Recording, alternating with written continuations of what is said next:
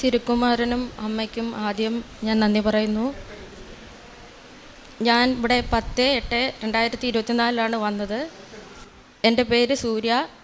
ഞാൻ കൊല്ലത്ത് നിന്ന് വരുന്നു.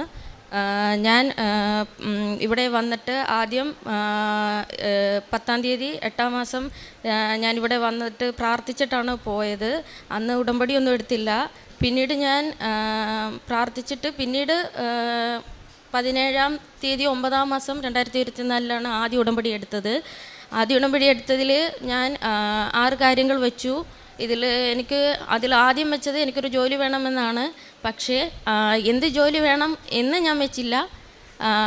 ചെറിയൊരു ജോലി കിട്ടണം എന്നാണ് വെച്ചത്. പക്ഷേ അതിൽ ബാക്കി വെച്ച കാര്യങ്ങളിൽ കുറേ കാര്യങ്ങൾ നടന്നെങ്കിലും അത് നടന്നില്ല. പിന്നീട് ഞാൻ രണ്ടാമത് വീണ്ടും വന്ന് പുതുക്കിയപ്പം 17/12/2024 ഞാൻ വന്ന് രണ്ടാമത് പുതുക്കിയിട്ട് അതിൽ വെച്ചു. അതിൽ ഞാൻ ഓൺലൈനിലായി അപ്ലൈ ചെയ്തിട്ട് 3 ജോലിക്കുള്ളത് അപ്ലൈ ചെയ്തിട്ട് ഇവിടെ വന്ന് അത് ഞാൻ എൻ്റെ ഉടമ്പടിക്കകത്ത് എഴുതി വെച്ചു. എന്നിട്ട് ഞാൻ പറഞ്ഞു ഈ 3 ഞാൻ വെച്ചുള്ളൂ. അതിവിടെ എഴുതിയപ്പോൾ ഞാൻ പറഞ്ഞു ഇനി ഞാൻ വേറെ അപ്ലൈ ചെയ്യത്തില്ല, ഇതും കൂടി ഉള്ളൂ, എനിക്ക് വയ്യ മാതാവ്, ഇതിൽ ഏതെങ്കിലും ഒരെണ്ണം കിട്ടണേ എന്ന് പറഞ്ഞ് ഞാൻ വെച്ചു. അതിൽ 2 ആർമിയുടെയാണ്, 1 റെയിൽവേയുടെയാണ്. അതിൽ വെച്ചിട്ട് ഞാൻ പിന്നീട് പോയി തിരിച്ച് അങ്ങ് ഇവിടുന്ന് ഒരു ദിവസമേ വീട്ടിൽ നിന്നുള്ളൂ. പിറ്റേ ദിവസം തിരിച്ച് ക്യാമ്പിൽ പോകണം. അങ്ങനെ അവിടെ പോയി ഞാൻ പ്രാക്ടീസ് ചെയ്തു. ക്ലാസ്സുണ്ട്, റാലി ഫിസിക്കലുണ്ട്, റാലി പ്രാക്ടീസുണ്ട്, എല്ലാം ഉണ്ട്. പ്രാർത്ഥിക്കാൻ സമയം വൈകിട്ടും രാവിലെ ഉള്ളൂ. മറ്റു കാര്യങ്ങളൊന്നും ചെയ്യാൻ എനിക്കിതിൽ മറ്റുള്ളവരെ സഹായിക്കാനൊന്നും പറ്റിയിട്ടില്ലെങ്കിലും പത്രങ്ങളെല്ലാം ഞാൻ കൊടുത്ത് തീർത്തു. അങ്ങനെ ഞാൻ 25-ാം തീയതി എനിക്ക് ഹോൾ ടിക്കറ്റ് വന്നു. ഡിലേ ആയിരുന്നു, പക്ഷേ ലാസ്റ്റ് നിമിഷം വന്നിട്ട് ഞാനിവിടെ 26-ാം തീയതി വന്നു. ജോസഫ് അച്ഛനെ കാണാനാണ് വന്നത്. പക്ഷേ എനിക്ക് പറ്റിയില്ല. രണ്ടാമത്തെ അച്ഛൻ എനിക്കിത് പൂജിച്ച് തന്നു, പ്രാർത്ഥിച്ച് തന്നു. നീ റാലിയിൽ ജയിക്കും എന്ന് പറഞ്ഞു. ഞാനങ്ങനെ പോയിട്ട് 28-ാം തീയതി റാലിയാണ്. രാവിലെ 5:30 റിപ്പോർട്ട് ചെയ്യണമായിരുന്നു. ഞാൻ ചെന്ന് കഴിഞ്ഞപ്പം എൻ്റെ കയ്യിലൊരു ആപ്ലിക്കേഷൻ ഫോം ഇല്ലായിരുന്നു. അങ്ങനെ റിജക്റ്റ് ആയെങ്കിലും പ്രതീക്ഷയുണ്ടായിരുന്നു തിരിച്ച് വരുമായിരിക്കും എന്ന്. റിജക്റ്റ് ആക്കുന്നതെന്ന് വെച്ചാൽ നമ്മൾ പെൻസിലിലാണ് അവർ അടയാളം ചെയ്തത്, പേനയിൽ വെട്ടിക്കളഞ്ഞാൽ നമ്മൾ റിജക്റ്റാണ്. ആർമിയുടെ റാലിയാണ്, ഞാൻ പാരാമിലിറ്ററി ഫോഴ്സിലാണ്.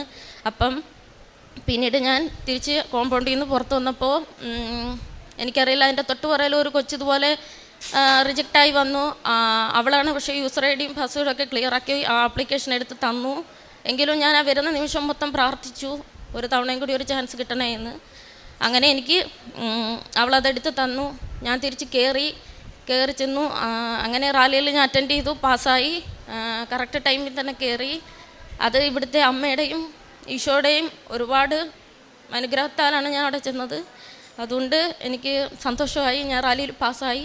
ഞാനിവിടെ സാക്ഷ്യം പറയുമെന്ന് പറഞ്ഞു. അങ്ങനെ എൻ്റെ തിരുക്കുമാരനും എൻ്റെ അമ്മ മാതാവിനും ഞാൻ ഒരുപാട് നന്ദി പറയുന്നു. 13:6 പൂർണ്ണ ഹൃദയത്തോടും പൂർണ്ണ മനസ്സോടും കൂടെ നിങ്ങൾ കർത്താവിലേക്ക് തിരിയുകയും അവിടുത്തെ സന്നിധിയിൽ സത്യസന്ധമായി വ്യാപരിക്കുകയും ചെയ്താൽ അവിടുന്ന് നിങ്ങളെ കടാക്ഷിക്കും, നിങ്ങളിൽ നിന്ന് മുഖം മറയ്ക്കുകയില്ല. സൂര്യ എന്ന ഈ മകൾ ആർമി റാലിയിൽ പങ്കെടുക്കുന്നതുമായി ബന്ധപ്പെട്ടാണ് അമ്മ മാതാവിൻ്റെ തിരുനടയിൽ സാക്ഷ്യം പറയുന്നത്. ഇവിടെ ആദ്യം വന്ന് പ്രാർത്ഥിക്കുകയും പിന്നീട് വന്ന് ഉടമ്പടി എടുക്കുകയും ചെയ്യുമ്പോൾ ഒരു ജോലിക്ക് വേണ്ടിയാണ് മകൾ ആഗ്രഹിച്ചത്. എന്ത് ജോലിയെന്നോ എവിടെയെന്നോ ഒന്നും ഒരു ധാരണ മനസ്സിലില്ല. അങ്ങനെ രണ്ടാമത് ഉടമ്പടി പുതുക്കുവാനായി മകൾ ഇവിടെ വരുമ്പോഴാണ് ആർമിയിലേക്കുള്ള 2 റിക്രൂട്ട്മെൻറ്റ് റാലികളിൽ ആപ്ലിക്കേഷൻ വിളിച്ചിരിക്കുന്നു, റെയിൽവേയിലേക്ക് ആപ്ലിക്കേഷൻ വിളിച്ചിരിക്കുന്നു. അങ്ങനെ ഈ 3 നിയോഗങ്ങൾ, ഇതിലേതെങ്കിലും ഒരു ജോലിയിലേക്കുള്ള സാധ്യത തെളിയുന്നതിന് വേണ്ടി അമ്മ മാതാവിൻ്റെ തിരുനടയിൽ നിയോഗം എഴുതി സമർപ്പിച്ച് മകൾ പോകുന്നത്. പിന്നീട് കഠിനമായ പരിശീലനം മകൾ നടത്തുന്നുണ്ടായിരുന്നു. ഇൻഡോ ടിബറ്റൻ ആർമിയുടെ റാലിയിലാണ് മകൾ വിജയിക്കുന്നത്. മകൾ പറയുന്നുണ്ട്, ആ റാലിക്ക് വേണ്ടി അകത്ത് ചെല്ലുമ്പോൾ ഒരു ആപ്ലിക്കേഷൻ കയ്യിലില്ല. അതുകൊണ്ട് അവർ പങ്കെടുപ്പിക്കുവാനാവാതെ റിജക്റ്റ് ചെയ്തു.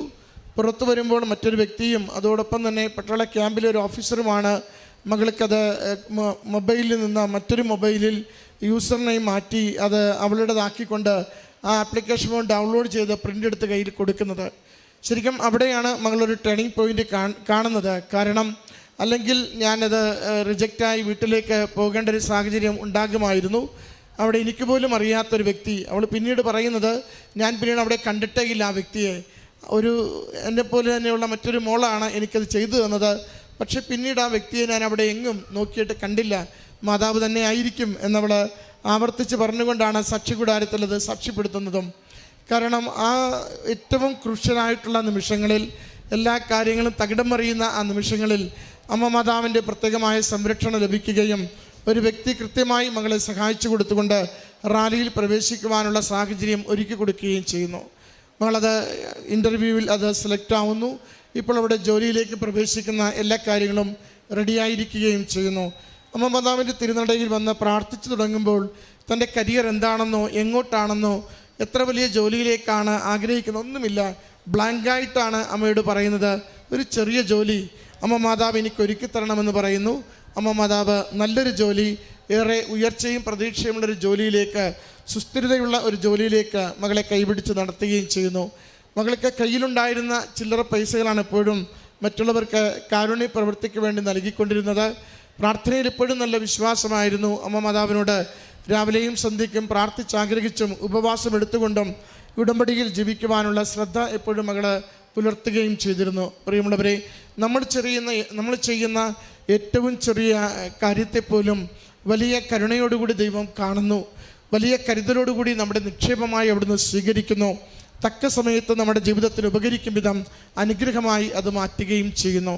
അതുകൊണ്ട് ഉടമ്പടി ജീവിതം ദൈവിക സംരക്ഷണത്തിൻ്റെ ജീവിതമാണ്. ഉടമ്പടി ജീവിതം ആപത്ത് നിമിഷങ്ങളിൽ പെട്ടെന്ന് സഹായം നമുക്ക് ലഭിക്കുവാൻ വേണ്ടി ദൈവം നമുക്ക് വേണ്ടി ഒരുക്കി വയ്ക്കുന്ന ഒരു നിക്ഷേപ പദ്ധതിയുടെ ജീവിതവുമാണ്. നമുക്കതുകൊണ്ട് കൂടുതൽ സ്നേഹത്തോടെ സന്തോഷത്തോടെ ഉടമ്പടിയിൽ തുടരാം.